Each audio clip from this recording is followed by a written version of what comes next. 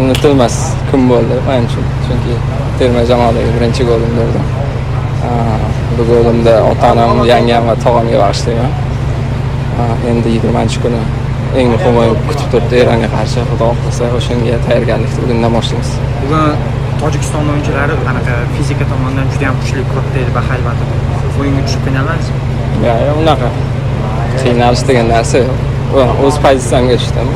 O'rtada o'zimni qulay his qildim.